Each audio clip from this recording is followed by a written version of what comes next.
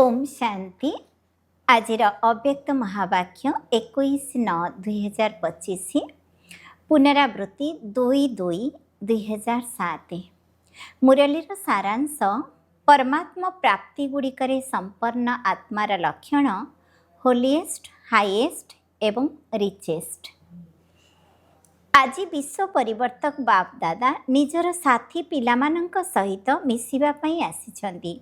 प्रत्येक संतानर मस्तकरे तीनोटी विशेष परमात्मा प्राप्ति को देखुछंती।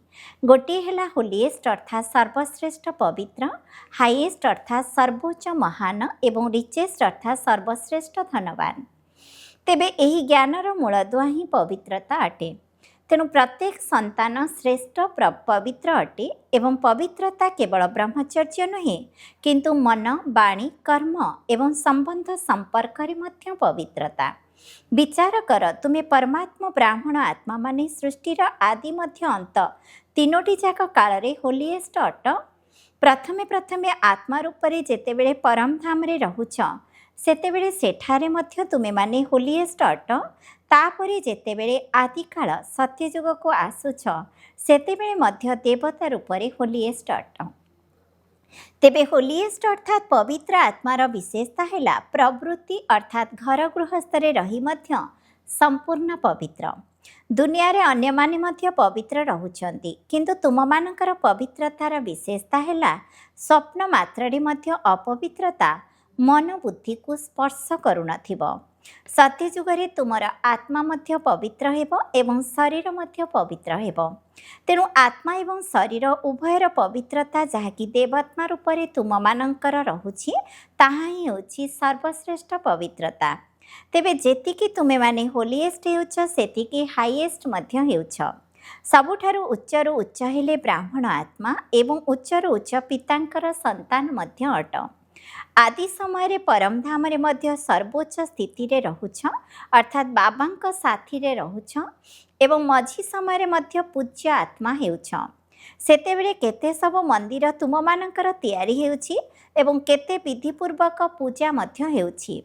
जेतिकी विधिपूर्वक पूजा तुम देवी देवता मानकर मंदिर रे हेउछि सेतिकी विधिपूर्वक पूजा जदिओ अन्य मानकर मंदिर तैयारी हेउछि किंतु विधिपूर्वक पूजा केवल देवता मानकर ही हेउछि। तेणु होलीएस्ट मध्य अट एवं हाईएस्ट मध्य अट, ता सहित रिचेस्ट मध्य अट। दुनिया रे कहती रिचेस्ट इन द वर्ल्ड अर्थात सारा विश्वर सर्वाधिक धनशाली किंतु तुम्हें श्रेष्ठ आत्मा माने रिचेस्ट इन कल्प अट अर्थात सारा कल्प भितर रिचेस्ट अट। तेबे निजर संपत्ति गुड़िक स्मृति रे आसुची तो केते संपत्तिर मालिक अट।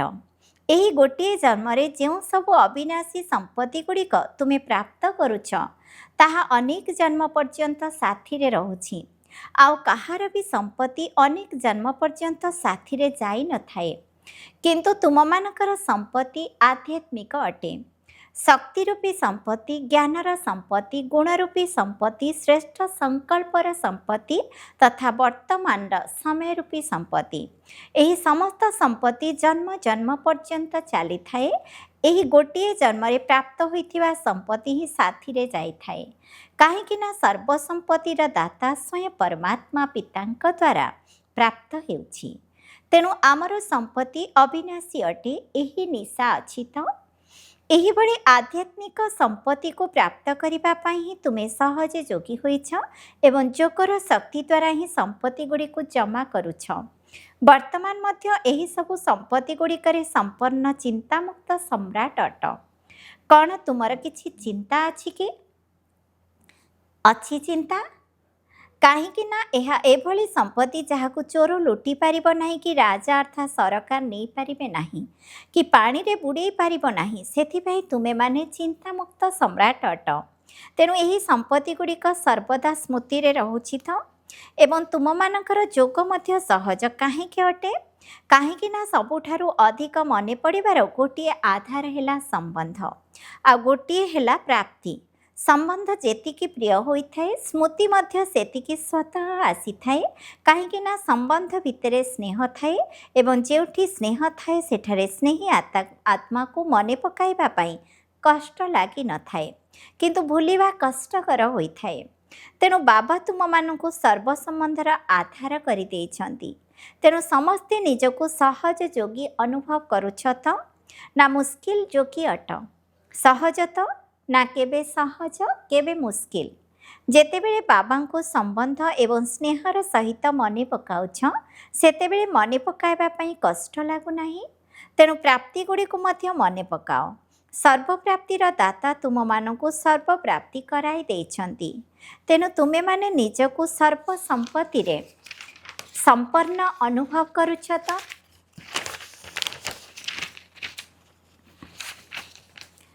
ତେବେ ସମ୍ପତ୍ତିଗୁଡ଼ିକୁ ଜମା କରିବାର ସହଜ ବିଧି ମଧ୍ୟ ବାପଦାଦା ଶୁଣାଇ ଦେଇଛନ୍ତି। ତେଣୁ ଯାହା ବି ସବୁ ଅବିନାଶୀ ସମ୍ପତ୍ତିଗୁଡ଼ିକ ରହିଛି ସେଗୁଡ଼ିକ ପ୍ରାପ୍ତ କରିବାର ବିଧି ହେଲା ବିନ୍ଦୁ। ଯେପରି ବିନାଶୀ ସମ୍ପତ୍ତିରେ ଅର୍ଥାତ୍ ସଂଖ୍ୟାରେ ଯେତେ ବିନ୍ଦୁ ଲଗାଇ ଚାଲିଥିବ ତାହା ସେତେ ବଡ଼ ସଂଖ୍ୟା ହେଉଥିବ। ସେହିଭଳି ଅବିନାଶୀ ସମ୍ପତ୍ତିକୁ ଜମା କରିବାର ବିଧି ହେଉଛି ବିନ୍ଦୁ ଲଗାଇବା। ବିନ୍ଦୁ ମଧ୍ୟ ତିନୋଟି ରହିଛି। ଗୋଟିଏ ହେଲା ମୁଁ ଆତ୍ମା ବିନ୍ଦୁ, ବାବା ମଧ୍ୟ ବିନ୍ଦୁ ଏବଂ ଡ୍ରାମାରେ ଯାହା ବି ବିତି ଯାଉଛି ତାକୁ ଫୁଲ୍ ଷ୍ଟପ୍ ଅର୍ଥାତ୍ ବିନ୍ଦୁ ଲଗାଇ ଦିଅ। ତେବେ ଏହି ବିନ୍ଦୁ ଲଗାଇବା ଜଣାଅଛି ତ? ସବୁଠାରୁ ଅଧିକ ସହଜ ମାତ୍ରା କ'ଣ ଅଟେ? ବିନ୍ଦୁ ଲଗାଇବା ଅଟେ ନା? ତେବେ ମୁଁ ଆତ୍ମା ବିନ୍ଦୁ ଅଟେ ଏବଂ ବାବା ମଧ୍ୟ ବିନ୍ଦୁ ଅଟନ୍ତି। ଏହି ସ୍ମୃତି ଦ୍ୱାରା ସ୍ୱତଃ ହିଁ ସମ୍ପତ୍ତି ଜମା ହୋଇଥାଏ। ତେଣୁ ବିନ୍ଦୁକୁ ଗୋଟିଏ ସେକେଣ୍ଡ ଭିତରେ ମନେ ପକାଇବା ଦ୍ୱାରା କେତେ ଖୁସି ମିଳିଥାଏ। ତେବେ ଏହି ସମ୍ପତ୍ତି ଗୁଡ଼ିକ ମଧ୍ୟ ତୁମମାନଙ୍କର ଏହି ବ୍ରାହ୍ମଣ ଜୀବନର ଅଧିକାର ଅଟେ। କାହିଁକି ନା ସନ୍ତାନ ହେବା ଅର୍ଥାତ୍ ସମ୍ପତ୍ତିର ଅଧିକାରୀ ହେବା ଏବଂ ଅଧିକାର ମଧ୍ୟ ବିଶେଷ ତିନୋଟି ସମ୍ବନ୍ଧରେ ପ୍ରାପ୍ତ ହେଉଛି। ପରମାତ୍ମାକୁ ପିତା ମଧ୍ୟ କରିଛ, ଶିକ୍ଷକ ମଧ୍ୟ କରିଛ ଏବଂ ସଦ୍ଗୁରୁ ମଧ୍ୟ କରିଛ। ତେଣୁ ଏହି ତିନୋଟି ଯାକ ସମ୍ବନ୍ଧ ଦ୍ୱାରା ପାଳନା ମଧ୍ୟ ମିଳିଛି। ପାଠପଢ଼ା ଦ୍ୱାରା ରୋଜଗାର କରିବାର ରାସ୍ତା ମିଳିଯାଉଛି ମାଧ୍ୟମ ଏବଂ ସଦ୍ଗୁରୁଙ୍କ ଦ୍ୱାରା ବରଦାନ ପ୍ରାପ୍ତ ହେଉଛି। କେତେ କେତେ ସହଜରେ ବରଦାନ ମିଳିଯାଉଛି। କାହିଁକି ନା ପୁତ୍ରର ଜନ୍ମସିଦ୍ଧ ଅଧିକାର ହେଉଛି ପିତାଙ୍କର ବରଦାନ ପ୍ରାପ୍ତ କରିବା। ତେବେ ବାପଦାଦା ପ୍ରତ୍ୟେକ ସନ୍ତାନର ଜମାର ଖାତାକୁ ଚେକ୍ କରୁଛନ୍ତି। ତୁମେମାନେ ମଧ୍ୟ ନିଜର ସବୁ ସମୟର ଜମାର ଖାତାକୁ ଚେକ୍ କର, ଦେଖ ଜମା ହେଲା କି ନାହିଁ। ତେବେ ଏହାକୁ ଚେକ୍ କରିବାର ବିଧି ହେଲା ଯାହା ବି କର୍ମ କରୁଛ ସେହି କର୍ମରେ ନିଜେ ମଧ୍ୟ ସନ୍ତୁଷ୍ଟ ଏବଂ ଯାହାଙ୍କ ସହିତ କର୍ମ କରିଲ ସେ ମଧ୍ୟ ସନ୍ତୁଷ୍ଟ ହେଉଥିବ। ଯଦି ଦୁଇ ଜଣ ଯାକ ସନ୍ତୁଷ୍ଟ ତେବେ ଜାଣ କର୍ମର ଖାତା ଜମା ହୋଇଛି। ଯଦି ଉଭୟଙ୍କର ମଧ୍ୟ କେହି ଜଣେ ମଧ୍ୟ ଅସନ୍ତୁଷ୍ଟ ତେବେ କର୍ମର ଖାତା ଜମା ହେଲେ ନାହିଁ। ତେବେ ବାପଦାଦା ସବୁ ପିଲାଙ୍କୁ ସମୟର ସୂଚନା ମଧ୍ୟରୁ ଦେଇ ଚାଲିଛନ୍ତି।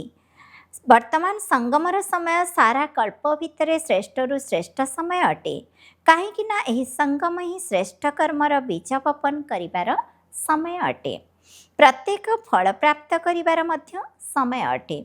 ଏହି ସଙ୍ଗମ ଯୁଗର ଗୋଟିଏ ଗୋଟିଏ ସେକେଣ୍ଡ ଶ୍ରେଷ୍ଠରୁ ଶ୍ରେଷ୍ଠ ଅଟେ। ତେବେ ସମସ୍ତେ ଗୋଟିଏ ସେକେଣ୍ଡରେ ଅଶରୀରୀ ସ୍ଥିତିରେ ସ୍ଥିତ ହୋଇପାରିବ? ବାପଦାଦା ଏହାର ଏକ ସହଜ ବିଧି ମଧ୍ୟ ଶୁଣାଉଛନ୍ତି ଯେ ନିରନ୍ତର ଯୋଗୀ ହେବା ପାଇଁ ଗୋଟିଏ ବିଧି ଆପଣାଅ। ତାହା ହେଲା ସାରା ଦିନ ଭିତରେ ସମସ୍ତେ ଦୁଇଟି ଶବ୍ଦ ଅନେକ ଥର ବ୍ୟବହାର କରୁଛ। ସେଇ ଦୁଇଟି ଶବ୍ଦ ହେଲା ମୁଁ ଏବଂ ମୋର। ତେଣୁ ଯେତେବେଳେ ମୁଁ ଶବ୍ଦ କହୁଛ ବାବା ତ ତୁମମାନଙ୍କୁ ପରିଚୟ ଦେଇଛନ୍ତି ଯେ ମୁଁ ଆତ୍ମା ଅଟେ। ତେଣୁ ଯେତେବେଳେ ବି ମୁଁ ଶବ୍ଦ କହୁଛ ଭାବ ଯେ ମୁଁ ଆତ୍ମା ଅଟେ। କେବଳ ମୁଁ ଶବ୍ଦ ଭାବ ନାହିଁ, ମୁଁ ଆତ୍ମା ଅଟେ ଏହାକୁ ତା ସହିତ ଭାବ। କାହିଁକି ନା ତୁମେ ତ ଜାଣିଛ ନା ଯେ ମୁଁ ଏକ ଶ୍ରେଷ୍ଠ ଆତ୍ମା ଅଟେ ଏବଂ ପରମାତ୍ମାଙ୍କ ପାଳନାରେ ପାଳିତ ହେଉଥିବା ଆତ୍ମା ଅଟେ। ପୁଣି ଯେତେବେଳେ ମୋର ଶବ୍ଦ କହୁଛ ସେତେବେଳେ ଭାବ ମୋର କିଏ? ମେରା ବାବା ଅର୍ଥାତ୍ ପରମାତ୍ମା ପିତା। ତେଣୁ ଯେତେବେଳେ ବି ମୁଁ ଏବଂ ମୋର ଶବ୍ଦ କହୁଛ ସେଥିରେ ମୁଁ ସହିତ ଆତ୍ମା ଏବଂ ମୋର ସହିତ ବାବା ଶବ୍ଦକୁ ମିଶାଇ କୁହ। ମୁଁ ଆତ୍ମା ଏବଂ ମୋର ବାବା। ତେବେ ବାବାଙ୍କ ପ୍ରତି ଯେତେ ଯେତେ ମୋର ପଣିଆ ଆସିବ ସେତେ ସେତେ ମନେ ପକାଇବା ସହଜ ହୋଇ ଚାଲିବ। କାହିଁକି ନା ମୋରକୁ କେବେ ଭୁଲି ହୁଏ ନାହିଁ। सारा दिन भितर देख मोर शब्द ही बहुत मन पड़ुछि। तेणु एही विधि द्वारा सहजरे निरंतर जोगी होई पारिबो। बापदादा तो सबु पिलांकु सोमानर आसन उपरे बसाइछन्ति। तेणु एही सोमान गुड़िकर तालिका को जदि स्मृति रे आनिबो तेबे ताहा केते लंबा अटे। काहेकि ना जदि सोमाने स्थित रहिबो तेबे देह अभिमान आसी पारिबो नाही। हुएत देह अभिमान रहिबो नचे सोमान रहिबो। सोमान अर्थ है स्व अर्थात आत्मार श्रेष्ठ स्मृतिर स्थान। तेणु समस्ते निज निजर सोमान्य स्थित अछ तो तेबे जेतिकी जेतिकी सोमान्य स्थित रहुथिबो सेतिकी अन्य मानकु सम्मान देबा मध्य आपे आपे होइजिबो। तेणु सोमान्य स्थित रहिबा केते सहज अटे। तेबे समस्ते सबुबेले खुशीबासिया स्थिति रे रहुछ तो काहेकि ना निजे खुशीबासिया स्थिति रे रहुथिबा आत्मा अन्य मानकु मध्य खुशीबासिया करि देइथाए। तेणु बापदादा सबुबेले कहउछन्ति जे सारा दिन भितरे खुशी को केबे भी जीवाकु दियो नाही। काहेकि जानिछ काहेकि ना खुशी एभली जिनिस जहाँकि खुशी भितरे स्वास्थ्य मध्य अछि, संपत्ति मध्य अछि एवं सुख मध्य अछि। जदि खुशी नाही तेबे जीवन नीरस लागि थाए। खुशी पाई ही गायन रहिछि। खुशी भली कौनसी संपत्ति नाही। जेते भी धन संपत्ति थाउ जदि खुशी नाही तेबे संपत्ति मध्य प्राप्ति करि परिबो नाही। सेही खुशी पाई ही कुहा जाइछि खुशी भली भोजन नाही। तेणु संपत्ति मध्य खुशी, स्वास्थ्य मध्य खुशी एवं मन खुशी थिले जीवन मध्य खुशी। तेणु खुशी भितर ही तीनोटी जाक अंतर्निहित अटे एवं बाबा मध्य तुम मानंकु अविनाशी खुशीर संपत्ति देइछन्ति। तेणु पितांकर संपत्ति को केबे मध्य बिहराइब नाही। तेबे समस्ते खुशी रे रहउछ तो जेहेतु बापदादा तुम मानंकु होमवर्क देदेले निजे खुशी रे रहिबो एवं अन्य मानंकु खुशी बांटिबो। काहेकि ना खुशी एभली जिनिस जहाँकि जेते बांटुथिबो सेते बढ़ुथिबो। अनुभव करी देखुछ ना, करिछ ना अनुभव। जदि काहाकु खुशी बांटिबो तेबे बांटिबा पूर्वरु तुम भितरे खुशी बढ़ी जिवो। अन्य को खुशी करिबा पूर्वरु प्रथमे निजे खुशी होई जिवो। तेणु समस्ते एही होमवर्क अर्थात घरे करिबा पाई पाठ पढ़ा करिछ तो जेउ माने करिछ से माने हाथ उठाओ। जेउ माने करिछ से माने हाथ उठाओ। जेउ माने करिछ मते खुशी रे रहिबाकु हेबो। कारण नुहे निवारण करिबाकु ही हेबो। समाधान स्वरूप हेबाकु ही पड़िबो। से माने हाथ उठाओ। एबे आउ कहिबो नाही तो एमिति हेला सेमिति हेला। बापदादांको पाखरे केतेक पिला सेमानकर होमवर्कर फलाफल लेखि पठाइछन्ति। आमे केते प्रतिशत ओके रहिछु। जदि लक्ष्य रहिबो तेबे लक्ष्य आधारे लक्षण मध्य स्वतः आसीबो। अच्छा, डबल विदेशी विदेशी माने निजर वास्तविक विदेश को तो भूली नथिबे ना। तुमे माने प्रकृत रे केउ देशर अट ताहा तो मने रहउछि ना। सेतिपई समस्ते तुमको डबल विदेशी कहउछन्ति। केवल विदेशी नुहे डबल विदेशी। तेणु तुमे माने निजर मिठा घर को केबे भी भूलु नथिबो। तेबे तुमे माने केउठी रहउछ? बापदादांकर हृदय सिंहासनर अधिकारी अटना। बापदादा कहउछन्ति जेतेबेले कौनसी भी छोट मोट समस्या आसुछि ताहा समस्या नुहे परं आग को बढ़ाइबार परीक्षा अटे। तेणु बापदादांकर हृदय सिंहासन उपरे तो तुमर अधिकार रहिछि। तेणु तुमे जदि हृदय सिंहासनर अधिकारी होइजिबो तेबे सबु समस्या खेलना भली होइजिबो। ताकु देखि भय करिबो नाही, ता सहित खेलिबो। भाबिबो एहा तो खेलना अटे। तेबे समस्ते तो उड़िला वाला आट ना। कौन उड़िला वाला आट तो ना चलिला वाला आट। जे माने उड़ीबा वाला आट से माने हाथ उठाओ। कौन उड़ीबा वाला तो एथिरे अधा अधा हाथ उठाउछन्ति। उड़ीबा वाला आट तो अच्छा केबे केबे उड़ीबा छाड़ी देउछ कि चालुछि तो ना केही केही बापदादा को कहउछन्ति बाबा मु बहुत भलरे चालुछि। तेणु बापदादा पचारुछन्ति चालुछ ना उड़ुछ। एबे आउ चालिबार समय नाही, एबे तो उड़ीबार समय। उमंग उत्साहर एवं साहसर डेना तो समस्त को मिल जाइछि। तेणु डेना द्वारा उड़ीबा होइथाए। सेथिपई प्रतिदिन एही कथा चेक कर जे मु उड़ीबार कलारे उड़ुछि तो बहुत भल कथा। तेबे फलाफल रूप में बापदादा देखुछन्ति जे विदेश रे मध्य सेवा केन्द्र बढ़ी चलीछि एवं आहुरी मध्य बढ़िबो। तेणु तुमे माने जेपरि डबल विदेशी अट ସେହିପରି ସଂକଳ୍ପ ଦ୍ୱାରା ଏବଂ ବାଣୀ ଦ୍ୱାରା ଡବଲ ସେବା କରିଚାଲ। ନିଜର ମାନସିକ ଶକ୍ତି ଦ୍ୱାରା ଆତ୍ମାମାନଙ୍କର ଆତ୍ମିକ ମନୋବୃତ୍ତି ନିର୍ମାଣ କର, ଆତ୍ମିକ ବାତାବରଣ ସୃଷ୍ଟି କର। ଏବେ ତ ଦୁନିଆରେ ଦୁଃଖ ଅଶାନ୍ତି ବଢ଼ି ବଢ଼ି ଚାଲିଛି, ତାକୁ ଦେଖି ତୁମକୁ କ'ଣ ଦୟା ଲାଗୁନାହିଁ? ତୁମମାନଙ୍କର ଜଡ଼ଚିତ୍ର ସମ୍ମୁଖରେ ଦୟା କର, କୃପା କର କହି ଚିତ୍କାର କରୁଛନ୍ତି ନା? ତେଣୁ ଏବେ ଦୟାଳୁ କୃପାଳୁ ହୁଅ। ନିଜ ଉପରେ ମଧ୍ୟ ଦୟା କର ଏବଂ ଅନ୍ୟମାନଙ୍କ ଉପରେ ମଧ୍ୟ ଦୟା କର। ବହୁତ ଭଲ କଥା, ଯାହାକି ଏମାନେ ସବୁ ସିଜିନ୍ରେ ସବୁ ପାଳିରେ ଆସିଯାଉଛନ୍ତି। ଏହାଦ୍ୱାରା ସମସ୍ତେ ଖୁସି ହେଉଛନ୍ତି। ତେଣୁ ନିଜେ ଉଡ଼ି ଚାଲ ଏବଂ ଅନ୍ୟମାନଙ୍କୁ ଉଡ଼ାଇ ଚାଲ। ବହୁତ ଭଲ ଫଳାଫଳ ରୂପରେ ଦେଖିବାକୁ ମିଳୁଛି ଯେ ଏବେ ନିଜକୁ ପରିବର୍ତ୍ତନ କରିବାରେ ମଧ୍ୟ ତୀବ୍ର ଗତିରେ ଆଗକୁ ବଢ଼ୁଛନ୍ତି। ତେବେ ସ୍ୱପରିବର୍ତ୍ତନର ଗତି ବିଶ୍ୱର ପରିବର୍ତ୍ତନର ଗତିକୁ ବୃଦ୍ଧି କରିଥାଏ। ଆଚ୍ଛା, ଯେଉଁମାନେ ପ୍ରଥମ ଥର ପାଇଁ ଆସିଛ ସେମାନେ ଉଠ। ତୁମ ସମସ୍ତଙ୍କୁ ବ୍ରାହ୍ମଣ ଜନ୍ମର ଅଭିନନ୍ଦନ। ଭଲ ଭଲ ମିଠେଇ ତ ମିଳିବ, କିନ୍ତୁ ବାପଦାଦା ତୁମମାନଙ୍କୁ ଦିଲଖୁସ୍ ମିଠେଇ ଖୁଆଉଛନ୍ତି। ପ୍ରଥମ ଥର ପାଇଁ ମଧୁବନକୁ ଆସିବାର ଏହି ଦିଲଖୁସ୍ ମିଠାଇକୁ ସବୁଦିନ ପାଇଁ ମନେ ରଖିଥିବ। ଖାଇବାର ମିଠେଇକୁ ତ ପାଟିରେ ରଖିବା ମାତ୍ରକେ ସରିଯିବ, କିନ୍ତୁ ଦିଲଖୁସ୍ ମିଠେଇ ସବୁଦିନ ପାଇଁ ସାଥିରେ ରହିବ। ଆସିଛ, ଭଲ କରିଛ। ବାପଦାଦା ଦେଶ ବିଦେଶର ଏବଂ ସାରା ପରିବାର ତୁମମାନଙ୍କୁ ଦେଖି ବହୁତ ଖୁସି ହେଉଛନ୍ତି। ସମସ୍ତେ ତୁମକୁ ଦେଖୁଛନ୍ତି। ଆମେରିକା ମଧ୍ୟ ଦେଖୁଛି, ଆଫ୍ରିକା ମଧ୍ୟ ଦେଖୁଛି, ରୁଷିଆ ବାଲା ମଧ୍ୟ ଦେଖୁଛନ୍ତି, ଲଣ୍ଡନ ବାଲା ମଧ୍ୟ ଦେଖୁଛନ୍ତି। 5ଟି ଯାକ ମହାଦ୍ୱୀପର ପିଲାମାନେ ତୁମକୁ ଦେଖୁଛନ୍ତି। ତେଣୁ ସେଠାରେ ବସିଥିଲେ ମଧ୍ୟ ସମସ୍ତେ ତୁମମାନଙ୍କର ଜନ୍ମଦିନର ଅଭିନନ୍ଦନ ଦେଉଛନ୍ତି। ଆଚ୍ଛା, ବାପଦାଦାଙ୍କର ଆତ୍ମିକ ଡ୍ରିଲ୍ ମନେ ଅଛି ତ? ଏବେ ବାପଦାଦା ସବୁ ପିଲାଙ୍କ ଠାରୁ ଚାହେ ନୂଆ ହୋଇଥାନ୍ତୁ, ଚାହେ ପୁରୁଣା ହୋଇଥାନ୍ତୁ, ଛୋଟ ହୋଇଥାନ୍ତୁ କି ବଡ଼ ହୋଇଥାନ୍ତୁ, ବରଂ ଛୋଟମାନେ ଆହୁରି ଶୀଘ୍ର ବାବାଙ୍କ ସମାନ ହୋଇପାରିବେ। ତେଣୁ ବାପଦାଦା ସମସ୍ତଙ୍କ ଠାରୁ ଏହି କଥା ଆଶା ରଖୁଛନ୍ତି ଯେ ଏବେ ଗୋଟିଏ ସେକେଣ୍ଡ ଭିତରେ ମନକୁ ଯେଉଁଠି ବି ଲଗାଇବାକୁ ଚାହିଁବ ସେଠାରେ ମନ ଏକାଗ୍ର ହୋଇଯାଉଥିବ। ଏହିଭଳି ଏକାଗ୍ରତାର ଡ୍ରିଲ୍ ସବୁ ସମୟରେ କରି ଚାଲିଥାଅ।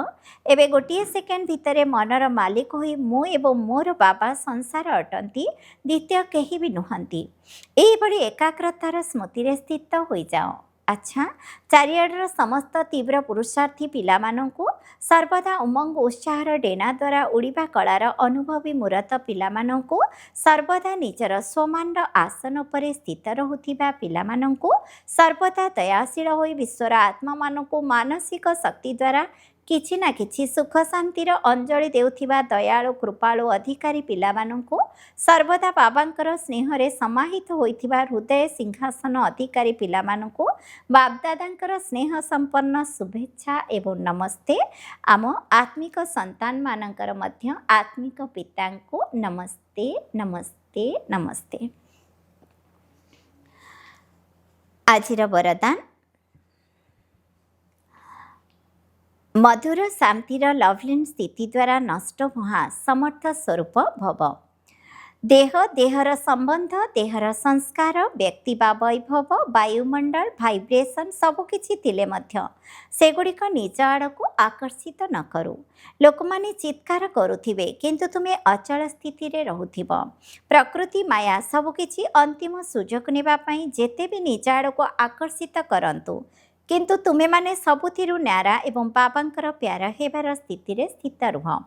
ଏହାକୁ ହିଁ କୁହାଯାଏ ଦେଖୁଥିଲେ ମଧ୍ୟ ଦେଖୁନାହିଁ, ଶୁଣୁଥିଲେ ମଧ୍ୟ ଶୁଣୁନାହିଁ। ଏହା ହିଁ ହେଉଛି ମିଠା ଶାନ୍ତ ସ୍ୱରୂପ ଲଭଲିନ୍ ସ୍ଥିତି। ଯେତେବେଳେ ତୁମର ସ୍ଥିତି ଏହିଭଳି ହୋଇଯିବ, ତେବେ କୁହାଯିବ ନଷ୍ଟ ମହା ସମର୍ଥ ସ୍ୱରୂପ ସ୍ଥିତିବାଲା ବରଦାନୀ ଆତ୍ମା। ସ୍ଲୋଗାନ, ହୋଲି ହଂସ ହୋଇ ଅବଗୁଣ ରୂପୀ ଗୋଡ଼ିକୁ ଛାଡ଼ି ଦିବ୍ୟ ଗୁଣ ରୂପୀ ମୋତି ଗ୍ରହଣ କରିଚାଲ। ଅବ୍ୟକ୍ତ ଇଶାରା, ଏବେ ଲଗନର ଅଗ୍ନିକୁ ପ୍ରଜ୍ୱଳିତ କରି ଯୋଗକୁ ଜ୍ୱାଳାରୂପ କର। ଜ୍ୱାଳା ସ୍ୱରୂପ ହେବା ପାଇଁ ସର୍ବଦା ଏହି ଲଗନ ଲାଗି ରହୁଛି। ଏବେ ଘରକୁ ଫେରିବାକୁ ହେବ, ଯିବାକୁ ହେବ, ଅର୍ଥାତ୍ ଉପରାମ ସ୍ଥିତି।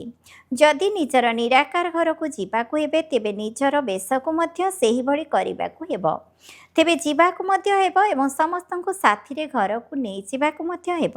ଏହି ସ୍ମୃତି ଦ୍ୱାରା ସ୍ୱତଃ ହିଁ ସର୍ବସମ୍ବନ୍ଧ ଏବଂ ସର୍ବ ପ୍ରକୃତିର ଆକର୍ଷଣ ଠାରୁ ଉପରାମ ଅର୍ଥାତ୍ ସାକ୍ଷୀ ହୋଇଯିବ ଏବଂ ସାକ୍ଷୀ ସ୍ଥିତି ଦ୍ୱାରା ଅତି ସହଜରେ ବାବାଙ୍କର ସାଥୀ ବା ବାବାଙ୍କ ସମାନ ହୋଇଯିବ। ଓମ୍ ଶାନ୍ତି।